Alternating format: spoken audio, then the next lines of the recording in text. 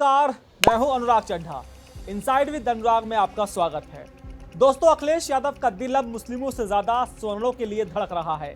वैसे तो समाजवादी पार्टी खुले तौर पर पीडीए का नारा बुलंद कर रही है, लेकिन अंदर खाने माहौल ये बन रहा है कि सपा की साइकिल अब मायावती के पुराने हिट फॉर्मूले यानी कि बहुजन हिताय बहुजन सुखाय और हाथी नहीं गणेश है ब्रह्मा विष्णु महेश है की तर्ज पर आगे बढ़ रही है।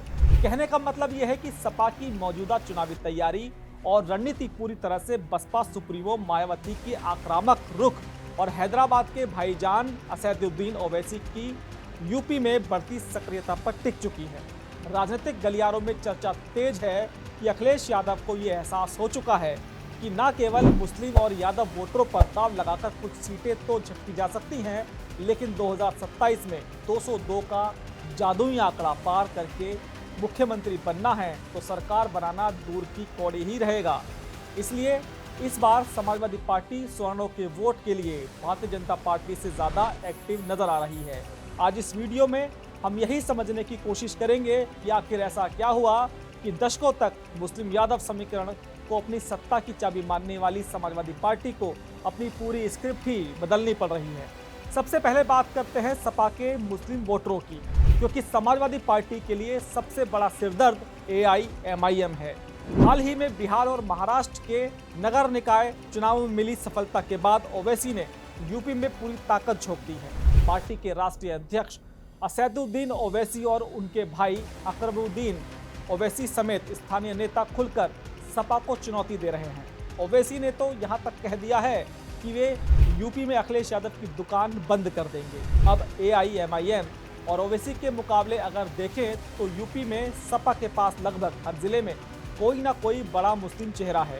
इकरा हसन, शाहिद मंजूर से लेकर वर्क और यह लिस्ट सोलंकी परिवार और गाजीपुर में अफजाल अंसारी के नाम तक जाती है। लेकिन सपा के लिए चिंता की बात यह है कि आजम खान के बाद उनके पास कोई ऐसा सर्वमान्य पैन यूपी मुस्लिम चेहरा नहीं है जिसकी अपील पूरे प्रदेश में हो। ऊपर से आजम खान के मुद्दे पर सपा की खामोशी ने भी मुस्लिम समुदाय को एक नाराजगी में बदल दिया है। इसके अलावा अगर हाल ही में कांग्रेस से सपा में आए नसीमुद्दीन सिद्दीकी वाला प्रकरण छोड़ दें तो मुस्लिमों के मुद्दे पर कोई बड़ी हलचल सपा में नहीं हुई है। अखिलेश यादव जानते हैं कि AIMIM को इग्नोर करना आत्मघाती हो सकता है। 2022 के विधानसभा चुनावों के आंकड़े इसकी गवाही देते हैं। 2022 में AIMIM ने 95 सीटों पर चुनाव लड़ा था, जहां 7 सीटें ऐसी थी जहां सपा प्रत्याशी की हार का अंतर वहां AIMIM की प्रत्याशी को मिले वोट से कम था। यानी अगर ओवैसी का उम्मीदवार ना होता तो वो सपा सीट जीत सकती थी। अब यूपी में AIMIM के प्रदेश अध्यक्ष शौकत अली गांव जाकर सभाएं कर रहे हैं। उनका यह कहना है कि सपा ने मुसलमानों को डिस्पोजेबल क्लास की तरह इस्तेमाल किया है। मुस्लिम युवाओं के बीच एक नया विमर्श खड़ा कर रहा है। ओवैसी फिलहाल एक ऐसे गठबंधन की तलाश में है जहां से वो लंबा गेम खेल सके। उनकी उम्मीदें बसपा या चंद्रशेखर आजाद से हैं। अगर ओवैसी और आजाद का गठबंधन होता है तो मुस्लिम बहुल और दलित बहुल सीटों पर सपा के लिए अपने वोट बैंक को बचाए रखना लोहे के चने चबाने जैसा होगा। यही वजह है कि अखिलेश यादव अब मुस्लिम वोटों पर भी अपनी निर्भरता कम कर रहे हैं। कहीं ना कहीं उन्हें मुस्लिम वोटों के स्विंग होने का डर सता रहा है। अब बात करते हैं मायावती की। 2024 के लोकसभा चुनाव में अखिलेश यादव के पीडीए फॉर्मूले ने कमाल करके दिखाया था। संविधान खतरे में है कि नैरेटिव के कारण दलितों का एक बड़ा हिस्सा सपा कांग्रेस गठबंधन की तरफ शिफ्ट हुआ। सपा ने 37 सीटें जीती और एनडीए को 36 पर समेट दिया। अखिलेश इसी जीत को 2027 में दोहराना चाहते हैं, लेकिन यहाँ सबसे बड़ी बाधा खुद मायावती है। यूपी में दलितों की आबादी 20 से 21% है और 403 विधानसभा सीटों में से 84 सीटें अनुसूचित जाति के लिए आरक्षित हैं। सत्ता की चाबी इन्हीं 84 सीटों में छिपी है। 2022 में सपा गठबंधन ने इनमें से 20 सीटें जीती थी। 2024 में बसपा की निष्क्रियता का फायदा सपा को मिला, लेकिन 2027 के लिए मायावती पूरी तरह से मैदान में डट चुकी हैं। अखिलेश यादव ने दलितों को रिझाने के लिए 15 मार्च काशीराम जयंती को पीडीए दिवस के रूप में मनाने का ऐलान किया है। अखिलेश ने कहा है कि यह समाज के हर पीड़ित और अपमानित व्यक्ति के उत्थान का संकल्प है, लेकिन मायावती ने इस पर तीखा पलटवार किया। मायावती ने अखिलेश पर सीधा हमला बोलते हुए सपा को दलित विरोधी बताया और इसे वोट लूटने का छलावा करार दिया। मायावती ने गेस्ट हाउस कांड से लेकर सपा शासन में दलित महापुरुषों के नाम बदले जाने तक के पुराने जख्मों को कुरेद दिया। उन्होंने सपा पर जातिवाद और विश्वासघात के गंभीर आरोप लगाए।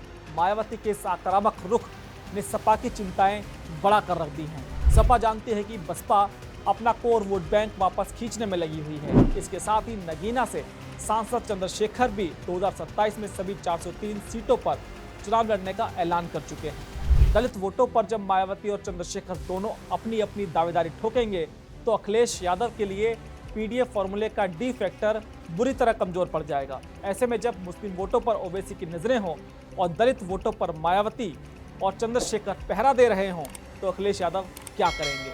यहीं से सपा की नई स्क्रिप्ट शुरू होती है। अखिलेश यादव को यह भली भांति समझ में आ चुका है कि बिना सवर्णों के समर्थन के सत्ता का बनवास खत्म नहीं हो सकता। यही कारण है कि समाजवादी पार्टी अब हर उस मुद्दे को लपक रही है जिससे स्वर्ण मतदाता भाजपा से छिटककर सपा की तरफ आए। आज हालत यह है कि एक भी दिन ऐसा नहीं जाता जब अखिलेश यादव सवर्णों या ब्राह्मणों के मुद्दे पर ना बोलते हों। चाहे यूजीसी का विवाद हो या फिर ब्राह्मण सहबोज की बैठक पर भाजपा को घेरना, सपा अंदर ही अंदर सवर्णों में अपनी पैठ बना रही है। इसके अलावा जब शंकराचार्य अभिमुक्तेश्वरानंद को लेकर विवाद चल रहा है तो अखिलेश यादव खुलकर सनातन और शंकराचार्य के सम्मान की बात करते हुए चल रहे हैं। इस नई रणनीति का सबसे बड़ा और ताजा उदाहरण अखिलेश यादव का आज का बयान है। प्रयागराज में बटुक ब्राह्मणों की चोटी खींचने वाले मुद्दे पर अखिलेश ने सीधे सूबे के उप मुख्यमंत्री ब्रजेश पाठक, जो भाजपा का बड़ा ब्राह्मण चेहरा है, उनको चुनौती दे डाली। अखिलेश ने तंज कसते हुए कहा कि हमसे कोई गलती हुई, हमने माफी मांग ली, लेकिन डिप्टी सीएम ब्रजेश पाठक को क्या साफ सूंघ गया था? एक महीने बाद पता चला कि ब्राह्मण छात्रों की चुटिया पकड़ी गई, सनातन के रखवालों की सरकार में ब्राह्मणों की चुटिया खींची गई। अखिलेश ने ललकारते हुए कहा कि अगर डिप्टी सीएम की हैसियत है तो अपने समाज का सम्मान बचाएं। ब्रजेश पाठक या तो सरकार गिराए या डिप्टी सीएम के पद से इस्तीफा दे। यह बयान कोई सामान्य राजनीतिक बयान नहीं है, यह सपा की सोची समझी रणनीति का हिस्सा है। अखिलेश यादव भाजपा को स्वर्ण विरोधी और ब्राह्मण विरोधी साबित करना चाहते हैं। सपा का गणित सीधा सा है कि अगर ब्राह्मण वोटर भाजपा से नाराज होता है तो उसके पास बसपा का विकल्प है, लेकिन बसपा के पास जाने का मतलब है कि वोट बढ़ जाएगा। अखिलेश चाहते हैं कि वह नाराज स्वर्ण सीधे तौर पर समाजवादी पार्टी के पाले में आए। अगर 5 से 7% स्वर्ण वोट भी सपा की तरफ शिफ्ट हो गया तो वह मुस्लिम और दलित वोटों के संभावित नुकसान की भरपाई कर देगा। अखिलेश यादव जानते हैं कि पिछले कई विधानसभा चुनावों का ट्रैक रिकॉर्ड बताता है कि यूपी जैसे विशाल राज्य में किसी एक या दो सामाजिक समूहों के सहारे सत्ता पाना असंभव है। भाजपा ने हिंदुत्व और गैर यादव ओबीसी दलितों का जो व्यापक सामाजिक गठबंधन बनाया है, उसकी काट सिर्फ एमवाई समीकरण से नहीं की जा सकती। बिहार से लेकर महाराष्ट्र तक के नतीजों ने साबित कर दिया है कि अल्पसंख्यक मतदाता अब अपनी स्वतंत्र राजनीतिक जमीन तलाश रहे हैं। ओवैसी का उभार इसी का प्रतीक है। वहीं मायावती का अपनी खोई हुई जमीन वापस पाने का संघर्ष पीढ़ी के रथ का पहिया रोक सकता है। इसलिए अखिलेश यादव की साइकिल अब सवर्णों की गलियों में ज्यादा घूम रही है। उनका यह नया सॉफ्ट हिंदुत्व और स्वर्ण प्रेम 2027 के चुनाव में कितना असरदार साबित होगा, यह तो वक्त ही बताएगा। दोस्तों, मेरा ये विश्लेषण आपको कैसा लगा कमेंट बॉक्स में जरूर लिखकर बताइएगा। साथ ही साथ मेरे चैनल को सब्सक्राइब करना बिल्कुल मत भूलिएगा। आपसे मुलाकात होगी किसी दूसरी खबर के साथ। नमस्कार।